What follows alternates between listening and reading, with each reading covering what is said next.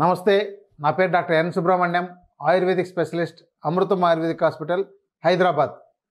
మనకు ఆహార పదార్థాలు చాలా అందుబాటులో ఉన్నాయి, కానీ వాటిని మనం ఎంత మోతాదులో వాడుకుంటున్నాం, వాటిలో వచ్చే ప్రయోజనాలు ఎంత ఉన్నాయి, మీకు వాటిని సక్రమంగా వాడుకుంటున్నారా, సరిపడినంత వాడుకుంటున్నారా లేదా అనేది మీరు ఎప్పుడూ గమనించరు. ఎందుకంటే రుచికరమైన ఆహారం కావాలి తప్ప ఆరోగ్యకరమైన ఆహారం ఏంటో తెలుసుకోవడం కష్టంగా ఉంటుంది. ఇంకోటి అంటే ఎక్కువ మంది రుచికి ప్రాధాన్యత ఇస్తారు, తర్వాత ఆరోగ్యం గురించి. ఎవరికైతే రోగాలు అనేవి ఒక్కొక్కటే కొద్ది కొద్దిగా శరీరంలో చేరుతున్నాయో అప్పుడు మాత్రమే ఏవైనా మంచి ఆరోగ్యానికి ఏదైనా మందులు ఉంటే కావాలండి, లేదంటే నాకు రోగం రాకుండా ఉండడానికి అప్పుడు అడుగుతుంటారు కావాలని. కానీ కొన్ని అందుబాటులో ఉండే వాటిని వాడుకోరు. ఉదాహరణకు చూడండి, గుమ్మడికాయ. మనకి గుమ్మడికాయలు చాలా జాతులు ఉన్నాయి, మనకి ఇవన్నీ ఇప్పుడు బాగా అందుబాటులో ఉన్నాయి. ఎందుకంటే ఇది చెట్టులో సుమారు ఒక చెట్టు ఒక గింజ నాటితే ఈ తీగ జాతికి సంబంధించింది కనీసం ఒక 20-30 కాయలు కూడా పండే అవకాశాలు ఉన్నాయి. కాబట్టి దీనికి చాలామంది ఇది చూడగానే రుచికరంగా ఉంటుంది కాబట్టి యాక్చువల్గా కొంచెం తీయగా ఉంటుంది. కొంతమందికి నచ్చదనమాట. ఉడికించిన తర్వాత ఆ రుచి నచ్చకపోవడం వల్ల చాలామంది తినట్లేదు. కొంతమందికి ఏదో అలర్జీ అవుతుంది చెప్పని కొంతమంది తినట్లేదు. కానీ దీంతో ఉండే బెనిఫిట్స్ మీరు చూస్తే ఆశ్చర్యపోతారు. దీనిలో ఉన్న మంచి బెనిఫిట్స్ ఏంటంటే మీ కంటి చూపును మెరుగుపరుస్తుందండి. బాగా గుర్తుపెట్టుకోండి, దీంతో ఏ విటమిన్ చాలా ఉంటుంది. దానివల్ల కంటి చూపు, నేడు ఒక స్కూల్కి వెళ్ళండి, ఒక కాలేజీకి వెళ్ళండి, మీరు ఒక 100 మంది పిల్లలు చూస్తే దాంతో కనీసం 40-50 మంది కళ్ళజోడుతో ఉంటారు. ఎక్కడైనా 4 అమ్మాయిలు మాట్లాడుకుంటున్నారంటే వాళ్ళు కనీసం ఒక్కరికైనా కళ్ళజోడు ఉంటుంది. ఈ పరిస్థితి ఉన్నప్పుడు చిన్నప్పటి నుంచి పిల్లలకు ఇది రుచిగా అలవాటు చేయాలి. ఎందుకంటే రుచి అనేది మీరు పిల్లలప్పటి నుంచి అలవాటు చేస్తే బాగుంటుంది. అంతే తప్ప ఎప్పుడో మీరు పెద్దవాళ్ళు అయిన తర్వాత తిను అంటే వాళ్ళు తినరు.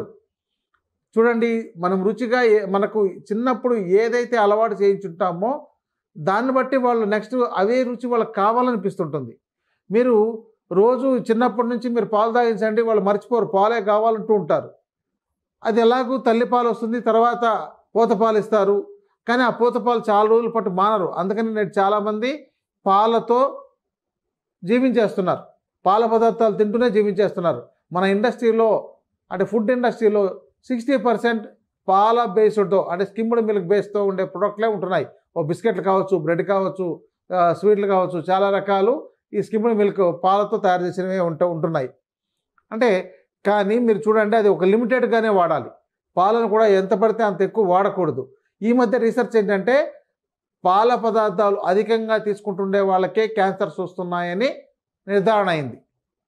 ఒకసారి మనం పాల పదార్థాలు ఎక్కువ తీసుకోవాలా లేదా అనేది ఒకసారి ఆలోచించండి. అదే నేచురల్గా ఉండే ఆహార పదార్థాలని అంటే ఆకుకూరలు, కూరగాయలు తీసుకోవడంలో మీకు ఆ సమస్య ఉండదు. వాటిలో మనకు చాలా ఆకుకూరలు, కూరగాయలు అందుబాటులో ఉన్నా కూడా ఇప్పుడు గుమ్మడికాయని చాలామంది తక్కువ వాడతారు. ఇంకొకటి అంటే దీంతో మంచి యాంటీ ఆక్సిడెంట్స్ ఉంటాయి. అవేంటంటే మన సెల్స్ డ్యామేజ్ కాకుండా కాపాడతాయి. బాడీలో చాలామందికి సెల్స్ డ్యామేజ్ అవ్వడం వల్ల అంటే కణజాలం డ్యామేజ్ అవ్వడం వల్లనే చాలా రకాల రోగాలు వస్తాయి.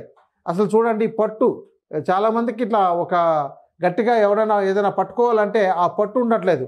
ఇదివరకు మల్ల యుద్ధం చేసే వాళ్ళకి మాత్రమే ఆ పట్టు పట్టాడంటే మళ్ళీ వదలక అవతలోడు ఓడిపోవాల్సిందే, అలా ఉండేది. ఇప్పుడు ఆ పట్టు ఉండేటోళ్ళు తక్కువ. ఎక్కడో ఇప్పుడు 1,00,000లో ఒకరికో ఇద్దరికో ఆ మల్ల యుద్ధానికి పనికొచ్చే విధంగా శరీరం ఉంటుంది తప్ప ఒకప్పుడు ప్రతి వీధిలోనూ ప్రతి ఇంట్లోనూ కూడా ఒక్కొక్క మల్లయోధుడు ఉండేవాళ్ళు. నేడు అది లేకుండా పోతున్నారు. ఇంకోటి ఏంటంటే అప్పుడు కూడా వాళ్ళకి అప్పట్లో సరైన పోషకాహారాలు దొరక్క ఆరోగ్యాన్ని కాపాడుకోకుండా ఉన్నవాళ్ళు చాలామంది ఉన్నారు. కానీ ఇప్పుడు ప్రతి వ్యక్తి ఆరోగ్యకరంగా తయారవడానికి అవకాశాలు ఉన్నాయి. ఎక్కడో కాశ్మీర్లో పడినా కూడా మనకు హైదరాబాద్లో అందుబాటులో ఉంది. ఎక్కడో కెనడాలో పుట్టినది కానీ, చైనాలో పుట్టిన పళ్ళు కానీ, కాయలు కానీ, చెట్లు కానీ, కూరగాయలు కానీ, ఆకుకూరలు కానీ మనకు తీసుకొచ్చి ఉపయోగించుకునే అవకాశం ఉంది. మనకు అడవుల్లో దొరికే వాటిని కూడా ఈరోజు మనకు కావాల్సినంత విధంగా పెంచుకొని ఉపయోగించుకోవచ్చు. మరి ఇంత అవకాశం ఉన్నప్పుడు ఈ గుమ్మడికాయని ఎంతమంది వాడుతున్నారో ఒకసారి ఆలోచించండి.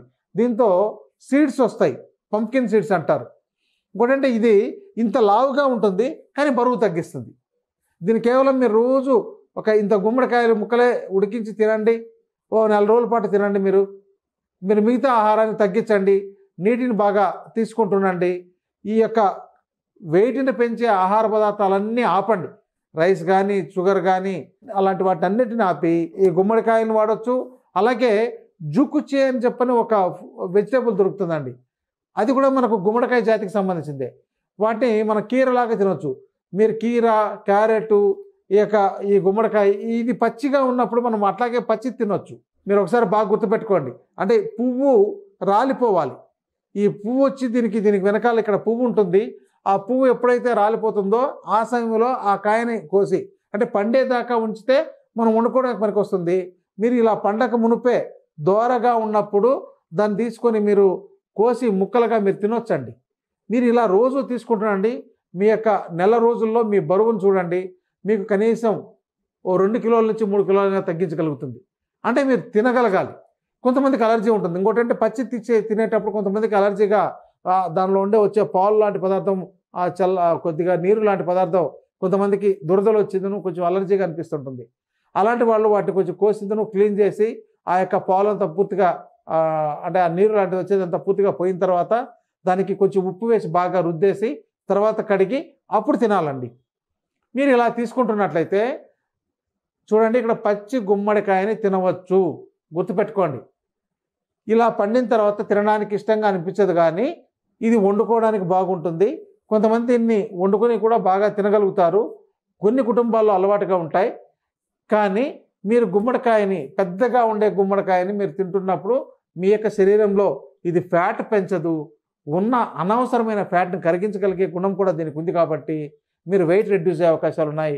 కంటి చూపు మెరుగవుతుంది. ఇయర్ డిజార్డర్స్ తగ్గిస్తుంది.